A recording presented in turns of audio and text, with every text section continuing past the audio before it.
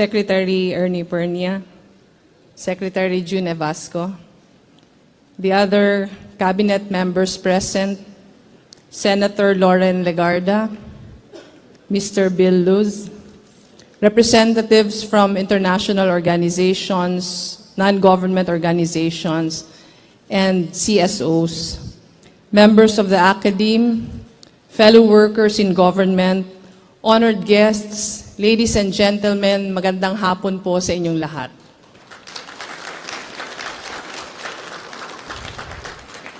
Congratulations, Secretary Pernia, the entire NEDA family, and all the economists, staff, and experts who have put together Ambition 2040 and the Philippine Development Plan for 2017 to 2022. We are very pleased with the amount of work that has been done to put together this strategic plan for the next 6 years. We appreciate how the PDP takes into consideration global trends, climate vulnerability, and geographic specificity. But what is most noteworthy is how the plan is anchored on the long-term vision of Ambition 2040 that concretizes what our people define as a better life for the Filipino family. This can serve as building blocks from one administration after another until we realize our collective aspirations. What impressed me most is the obvious effort to create inclusivity and focus on the last, the least, and the lost. These are those who, in traditional economics, will have to wait for the last trickle of development to taste the rewards of a growing economy. Pag naging maayos ang pamamalakad ng planong ito, makikita na rin natin sa wakas kung paano makakamit ng ating mga kababayan ang kanilang mga mailap na mithiin. As you can probably tell, the kind of economics that gives us hope is what I call Laylayanomics. In my view, those in the fringes of society deserve more of our effort and time than any other member of our society. They are the ones who have not yet discovered the art of asking for help, the skill of using media to deliver their messages, and for sure, do not have the lobby money to influence those who make policies and decisions. Thus, there is value in personally going to them, no matter how inconvenient, in listening to them, no matter how messy consultations can be, in empowering them, no matter how they might prefer dole-outs and saviors sometimes, instead of a chance to make their own contribution to growth. This does not mean that we don't put as much effort on creating macroeconomic stability, global competitiveness, ease of doing business, eradicating corruption, and attracting innovation, among other things. On these fronts, we know we have done well in recent years, our investment grade rating being the crown of these achievements. But the costs of ignoring economic inequality is catching up with us. It is causing much frustration, anger, and distrust of institutions globally. The world's poor are crying out, and with technology and social media as powerful platforms, they can no longer be ignored. We need to find better solutions to our society's complex and systemic problems sooner rather than later. We also need to find better ways of measuring our gains. We pride ourselves with 6% to 7% growth rates, only to be humbled by high maternal mortality and stunting among our children. In the front page of the Philippine Star today, it is reported that the Philippines ranked 96th of 172 countries in the 2017 End of Childhood Survey of Save the Children. The report says, and I quote, "The Philippines performed poorly on child stunting, or chronic malnutrition, which affects more than 30% of children across the country, child mortality, and teenage pregnancy, close quote. These scores reveal a very disturbing reality which I personally have seen up close. This is why, at the Office of the Vice President, we have vowed to put the poor at the front and center of all our endeavors. In the past 11 months in office, I have learned so much from the people as I went around the most remote and impoverished villages and barangays in our country. Through partnerships with corporations, development organizations, and NGOs, we have tried to walk where they walk, eat where they eat, and listen to their innermost fears. As you discuss macroeconomic numbers and development strategies today, let me also add my voice to yours by telling you of a different kind of narrative. Together, I believe that our combined narratives will make all of us even more inspired to work with more urgency and more commitment. Late last year, my small team and I traveled to a place called Agutaya in northern Palawan. To reach Agutaya, you have to ride a boat for 10 to 14 hours on a good day from Coron. Yes, up to 14 hours. And here we are complaining about traffic on EDSA. There are no hospitals in Agutaya, so for those who live there, emergency healthcare is 10 to 14 hours away, once a week. The only elementary school in the barangay has been destroyed by Yolanda and remains dilapidated up to this day. Grade 5 students are small for their age, not much bigger than their grade 1 counterparts. The doctor who was with us explained that they suffer from a condition called stunting, which is irreversible after the age of 5. Stunting harms the brain, not just the body. Therefore, if our children now are not saved from this alarming trend, our demographic dividend is very much in danger. Rev was one of the children I met in Agutaya. I worry about his future and that of the many other stunted children that I met as I visited the farthest and poorest municipalities around the country. In fact, one need not go as far as Agutaya. Just this year, I visited an informal settlement community in Tondo, Manila, upon the invitation of Helping Land, an NGO that feeds hundreds of children daily. While I felt consoled that hundreds of kids have their fill before they go to school, my enthusiasm was dampened as I saw hundreds, if not thousands more, who scavenged for food in the surrounding garbage dump.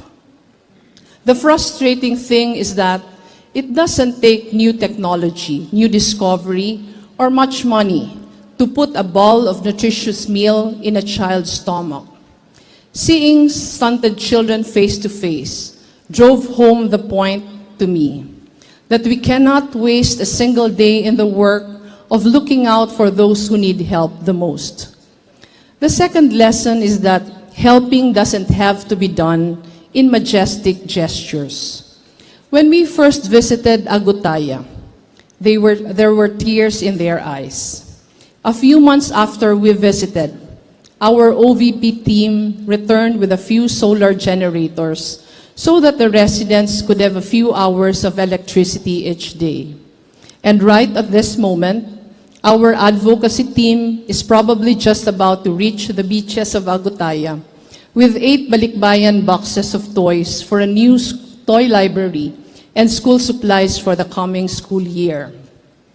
Then there's Nanay Love. Totoo po yun, ang pangalan niya ay Love, who crosses 3 rivers, walks barefoot in the mud, and climbs elevated terrains 2 to 3 times per day to sell her vegetables in the poblacion in Siayan, Zamboanga del Norte. She uses the money to pay for her children's school expenses. Despite the long trek, her children present her regularly with medals from their school activities. Siayan, you might recall, reported the highest poverty incidence of 97.5% for many years. The people of Siayan did not have enough income to eat 3 meals a day and did not even know what a merienda was. But a proactive mayor named Flora Villarosa changed the town's future through careful and collaborative planning. When we went to Tangkal, Lanao del Norte last month, we discovered that most of the farmers there were women. The fathers of the households are the ones out fighting when there are threats to their security. As we spoke, they were in tears, telling us that every time they were fighting, they would lose everything and start all over again. Lastly, just last weekend, we went to the poorest and farthest barangay in my district when I was still serving as a member of the House of Representatives. Punta Tarawal is just about an hour away from Naga City, plus another 10-minute boat ride. It is situated in the mouth of San Miguel Bay and therefore bears the brunt of strong winds whenever there is a strong typhoon. The entire town goes underwater during big floods, and women and children have to stay in an evacuation center in the mainland. The men stay behind and survive only by hanging on trees. On days where there are regular floods, children who go to its only elementary school are submerged up to their knees. After graduating from elementary school, most of the young people there leave their homes to get employed as maids in the cities. With a new school we constructed there, with the help of AGAP Foundation. AGAP is short for Aklat, Gabay, Aruga, Tungo sa Pag-angat at Pag-asa. Golden ABC, Pen Shop, Matimco, and Boysen. Perhaps we might get our first college students soon. What was once a one-floor, two-classroom, dilapidated school building is now a beautiful two-story building with PVC windows and walls sturdy enough against storms. Before we left, the PTA was already planning how to make sure that everyone takes care of their new school. Right now, their dream is to have more teachers as they only have 3 who handle kinder to grade 6. Our Angat Buhay Partnerships Against Poverty program is very small in size compared to other programs out there, but not in inspiration. It is our contribution to this administration, filling in the gaps that we see when we visit the poorest and farthest municipalities. The lives of those who reside in these communities should be the lifeblood of any government economic development plan. People's lives span decades. So should plans that are supposed to turn our nation into a first world country where poverty is the exception rather than the rule. This is why I would like to commend you for adopting and continuing Ambition 2040 by bringing it a step further and plotting a PDP timeframe. This kind of careful, insightful, apolitical, and expert planning should be a big help to the people of Agutaya, of Siayan, of Tangkal, and of Punta Tarawal, and many others. But the devil, as they say, is in the details. And may I add, in the implementation. Such a plan as this will never change lives on the ground if our implementing agencies are not able to work together, work fast, and work with flexibility. Our agencies have a tendency to work in silos, a tendency to protect their own parochial interests instead of looking at the bigger picture, a penchant for avoiding risks for accountability at the expense of results. We need leadership to create an effective convergence strategy. This way, everybody is focused on the same metrics and the same results, taking out fluff, political noise, and other distractions. Poverty will not take care of itself. We need to actively fight it by working together. If we truly want the vision that no Filipino will be poor by 2020, we need to actively set the stage today. My wish is for all of these plans to focus on the Laylayan. If it is possible to push for high growth and inclusivity at the same time, that would be ideal. But if it is a toss-up between high growth and inclusive growth, I am inclined to go for inclusivity. As reflected in the PDP, the answer to reducing poverty is the agriculture and fisheries sector. If we want to build infrastructure, let us not build for building's sake. Let us make sure that money spent will benefit our poorest farmers.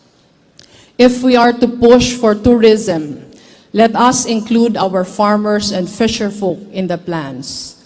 If we are to create more jobs, let us focus on quality jobs in the agriculture and fisheries industries, where the vast majority of poor Filipinos are. Let us create opportunities for our farmers and fisherfolk to pick up their tools instead of take up arms. These are simple examples in my practical experience that hit development and inclusivity at the same time, with a kind of focus that creates results. It is also important to agree on metrics that will allow us to measure our progress. Metrics that matter, metrics that make sense, metrics that measure quality of life. When I was still HUDSI chair, agencies under HUDSI counted houses to show that they met their targets. Unfortunately, when we visited, many of the houses were unoccupied. They were never accomplishments.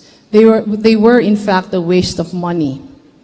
The work is cut out for all of us, and there is no time to waste. We should all be impatient because it is an injustice to let suffering continue as we debate and play politics. But we remain hopeful despite our many challenges today. This PDP provides a very promising whole-of-government approach to scaling up the solutions and to truly win our fight against poverty and inequality. In the face of our people's difficulties, I see so much potential and fortitude and hope, and they spur us to action. By telling you their stories fresh from the ground, I hope they will give all of us more reason to come back to work with vigor, energy, and purpose. So once again, congratulations on creating a Laylayan-centered vision and long-term plan. Our prayer is for the wisdom in these pages to translate into real, inclusive change for our people.